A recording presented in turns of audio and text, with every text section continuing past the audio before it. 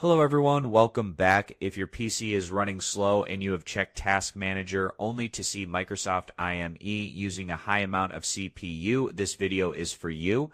IME stands for Input Method Editor. It helps with typing in languages like Japanese, Chinese, or Korean, but sometimes it can glitch and use way more CPU than it should. Let's go over how to fix it step by step. First, let's restart the IME process. Press Ctrl plus Shift plus Escape to open Task Manager. Scroll down and find Microsoft IME or CTF Loader. Right-click it and choose End Task. It should restart automatically. Still seeing high usage. Let's try reinstalling the language pack. Press the Windows key plus I to open Settings. Go to Time and Language, then click Language and Region.